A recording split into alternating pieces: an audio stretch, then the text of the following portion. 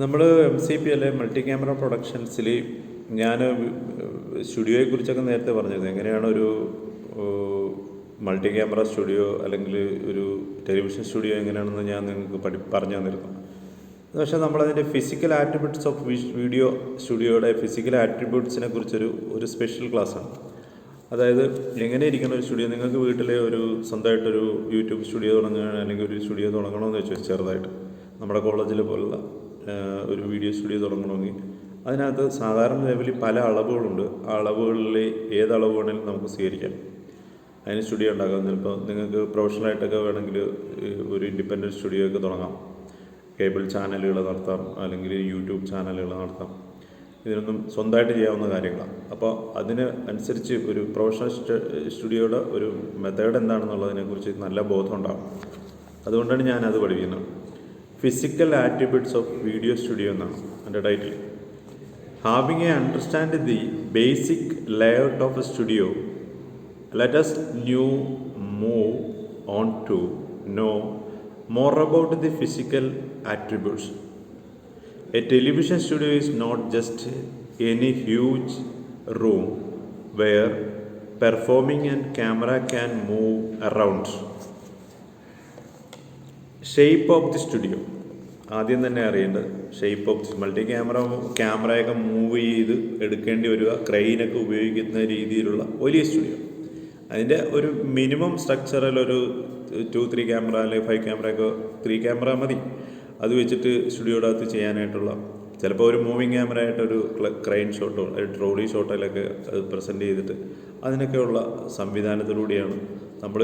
ഉദാഹരണങ്ങൾ മനസ്സിലിരിക്കേണ്ടത് നമ്മുടെ സംഗീത പരിപാടികൾ, ടെലിവിഷനിൽ വരുന്ന സംഗീത പരിപാടിയോ അല്ലെങ്കിൽ ക്വിസ് മത്സരങ്ങളോ അല്ലെങ്കിൽ മറ്റേ സുരേഷ് ഗോപിയൊക്കെ അവതരിപ്പിക്കുന്ന ക്രൂർപതി പോലുള്ള പ്രോഗ്രാംസുകളൊക്കെ ഒത്തിരി പബ്ലിക്കും ഒക്കെ കൂടെ ജോയിൻ ചെയ്തിട്ട് സ്റ്റേജ് ഇൻട്രാക്റ്റഡ് ആയിട്ടുള്ള സബ്ജക്റ്റുകൾ എടുത്ത് ചെയ്യുമ്പോൾ ഔട്ട്ഡോറിൽ നമ്മൾ മൾട്ടി ക്യാമറ ഉപയോഗിക്കണേക്കാളും സ്റ്റുഡിയോയുടെ അകത്ത് മൾട്ടി ക്യാമറ ലൈവായിട്ട് നമുക്ക് എഡിറ്റ് ചെയ്ത് സൂക്ഷിക്കാം. അതിനകത്ത് ആഡും കൂടെ ചേർത്ത് കയറ്റാവുന്നതാണ്. പിന്നീടുള്ള എഡിറ്റിങ്ങോ പല ടൈപ്പിൽ റെക്കോർഡിങ്ങോ ഒന്നുമില്ല. ലൈവ് കൊണ്ടുവന്നിട്ട് സ്വിച്ചർ ഉപയോഗിച്ചിട്ട് അത് വീഡിയോ എഡിറ്റ് ചെയ്ത് കൊണ്ടുവരാം. അങ്ങനെയുള്ള സ്റ്റുഡിയോ നിങ്ങൾക്കും സ്ഥാപിക്കാവുന്നതാണ് multi camera. Most studios are rectangular in shape, vary in size. Various സൈസിൽ നമുക്ക് റെക്ടാങ്കിളിലുള്ള സ്റ്റുഡിയോകൾ ഉണ്ടാക്കിയെടുക്കാം. The shape is rectangle to enable camera to be at one end to shoot action taking place on the set at the opposite end. ഒന്ന് തൊട്ട് ഒന്ന് വരെ അത് ചെയ്ത് തീർക്കാവുന്ന രീതിയിൽ the enough space in between the enable movement of the actors and the cameras. ആക്ടേഴ്സും ക്യാമറാസും movement able to movement. therefore whatever be the actual size of the studio, a recording at a rectangle shapes in referred or a square shape. സ്ക്വയറിലും റെക്ടാങ്കിളിലും നമുക്ക് ആ studio ഉണ്ടാക്കിയെടുക്കാം. Size of the studio എന്ന് പറഞ്ഞു കഴിഞ്ഞാൽ എത്ര മിനിമം സൈസ് വേണം അല്ലെങ്കിൽ വലുതാക്കാൻ പറ്റും. Zoom lens have minimised the need for physical movement of the camera, but the room size still greatly affected production complexity and flexibility. Large size of studio allowed the great flexibility and are preferred in cramped on the allow very little movement. വളരെ വലിയ studio ആണെങ്കിൽ അതിനനുസരിച്ച് നമുക്ക് specialise movements ഷോട്ടുകളൊക്കെ ധാരാളമായിട്ട് എടുക്കാൻ പറ്റും. The size of the studio room to determine by taking into account the program general and format that the studio is expected to handle. Studio floor come in different size depending on the volume of work and the specified program needs. Interviews, news, discussion, dancing and dramatic programs. Detail studio sizes approximate measurement for various programs forms. ഇപ്പോൾ സാധാരണ നമ്മൾ സ്റ്റുഡിയോകൾ ഉണ്ടാക്കുമ്പം ഓരോ programmes അനുസരിച്ച് ഇപ്പം കൈരളി ചാനലുകാരൊക്കെ നമ്മുടെ കേരള ഗവൺമെൻറ്റിൻ്റെ Chitranjali studio എടുത്തിട്ടാണ്. ഇപ്പം കോഴിക്കോടാണെങ്കിലും എനിക്കറിയാവുന്ന ഒരു സ്റ്റുഡിയോ ആണ് നമ്മുടെ മീഡിയ വൺ എന്ന് പറയുന്നത്. നമ്മുടെ ഒത്തിരി സ്റ്റുഡൻസ് അവിടെ ജോലി ചെയ്യുന്നുണ്ട്. ഈ മീഡിയ വണ്ണിലെ സ്റ്റുഡിയോ അവിടെ ഒരു പഴയൊരു ഓടാത്തൊരു തിയേറ്റർ ഉണ്ട്. ചേവായ ഒരു പോലീസ് സ്റ്റേഷൻ്റെ ഓപ്പോസിറ്റ് ഉള്ളിലോട്ട് മാറി അവിടെ ഒരു പഴയൊരു തിയേറ്റർ കിടപ്പുണ്ട്, ഫിലിമൊക്കെ ഓടിക്കൊണ്ടിരുന്ന. അത് അവർ വാടകയ്ക്ക് എടുത്തിട്ട് അതിനകത്താണ് ഇത് സെറ്റ് ചെയ്തിരിക്കുന്നത്. ഞാൻ അവിടെ പോയിട്ടുണ്ട്. അപ്പോൾ ഇപ്പോൾ അവരൊന്ന് മാറ്റി, അവർ സ്റ്റുഡിയോ തുടങ്ങി. മുമ്പ് അവിടെയായിരുന്നു. പിന്നെ JDTയിൽ ഞങ്ങൾ ഉണ്ടായിരുന്നു. അപ്പോൾ അവിടുത്തെ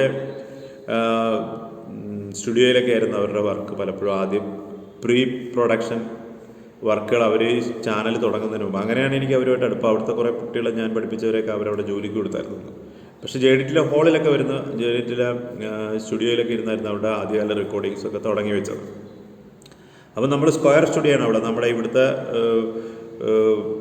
ഒരു ക്ലാസ് റൂമിൻ്റെ വലിപ്പമുള്ള സൗണ്ട് പ്രൂഫായിട്ടൊരു റൂമുണ്ട്. അതിനെ തന്നെ തിരിച്ചിട്ട് റെക്കോർഡിംഗ് റൂമായിട്ടും പിന്നെ ഒക്കെ ആയിട്ട് തിരിച്ചിട്ടുണ്ട്. അതിൻ്റെ രീതികളാണ് ഞാൻ നേരത്തെ പഠിപ്പിച്ചിരുന്നത്. അത് എങ്ങനെയാണ് ഒരു 4 റൂമുണ്ടെങ്കിൽ അതിൻ്റെ ഒരു മോഡൽ ഞാൻ നിങ്ങൾക്ക് ഇപ്പം തന്നെ ഫോട്ടോ എടുത്തിട്ട് അയച്ചു തരാം. അത് നിങ്ങളൊന്ന് ഓർത്ത് വെച്ചേക്കണം. നിങ്ങൾക്ക് വേണമെങ്കിൽ വീട്ടിൽ സെറ്റ് ചെയ്യാം. സെല്ലിംഗ് നമ്മൾ ഓർക്കേണ്ട ഇതിൻ്റെ ceiling height is one of the most important factor of a television studio. The ceiling height in depending on the space need for the air conditions duct. സ്പേസിനകത്ത് എയർ കണ്ടീഷൻ മസ്റ്റ് ആയിരിക്കണം. രണ്ടാമത് അതിൻ്റെ ceiling വളരെ ഹൈറ്റുള്ളതാണെങ്കിൽ ഏറ്റവും better ആയിരിക്കും. കാരണം ഒത്തിരി ലൈറ്റ്സുകൾ crossing ആയിരിക്കണം. നമ്മളിപ്പം നമ്മുടെ കോളേജിലെ സ്റ്റുഡിയോ, ഇപ്പം ഞാനിരിക്കുന്നതിന് പുറകിലെ സ്റ്റുഡിയോ നമ്മൾ സ്റ്റേ ചെയ്തിട്ടുണ്ട്. ഇവിടുന്ന് മൊത്തം ലൈറ്റ്സ് ഇട്ടിട്ടാണ് നമ്മൾ ആ മൂഡ് ഉണ്ടാക്കണം. അതിനും അത്യാവശ്യം നല്ല ഹൈറ്റ് ഉണ്ട്.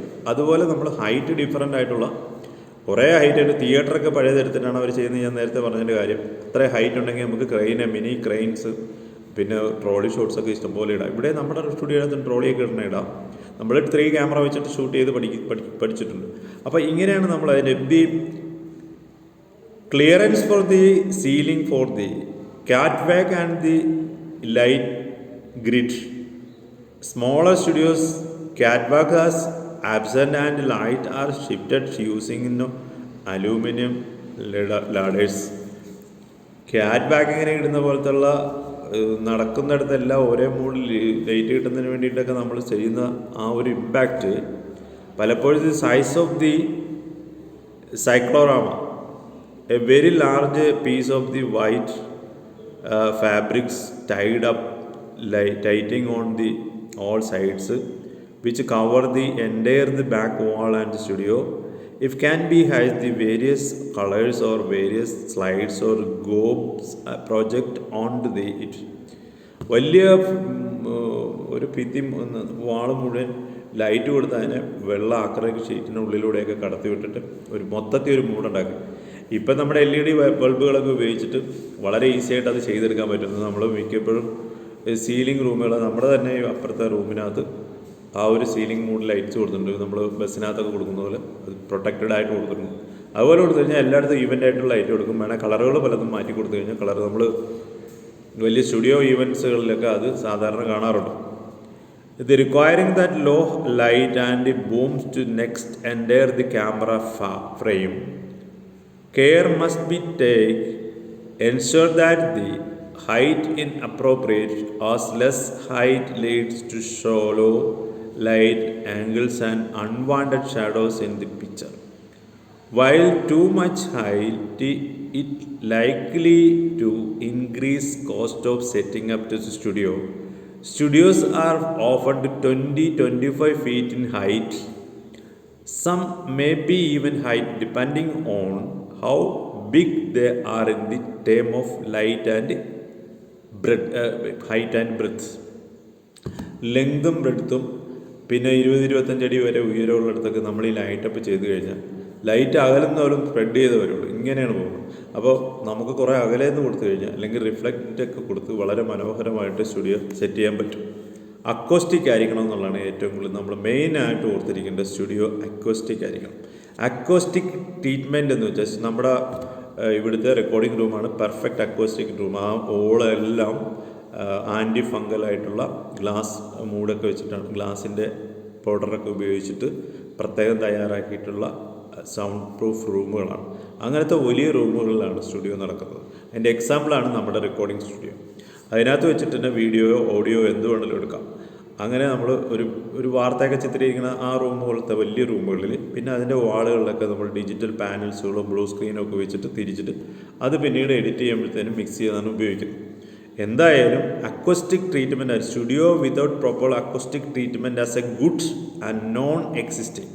They ensure best sound. Studio ceiling and wall are usually treated with acoustic materials that prevent re-sound and echoes. എക്കോയോ പുറത്തുനിന്നുള്ള സൗണ്ടുകളോ ഒന്നും വരാതെ വളരെ മനോഹരമായിട്ട് ശബ്ദത്തെ ക്ലാരിഫൈഡോടി പകർത്തിയെടുക്കാനായിട്ട് അക്വസ്റ്റിക് റൂമിന് കഴിയും. A number of acoustic treatmented options are available in the market. Suit different the budget. Products go to for double wall and consisting media status, doors, file out extension, noise, acoustic design of the studio in basically concerned with. നമുക്ക് പല രീതികളിൽ നമ്മൾ തിയേറ്ററിൽ പോയി കഴിഞ്ഞാൽ acoustic ആണ്.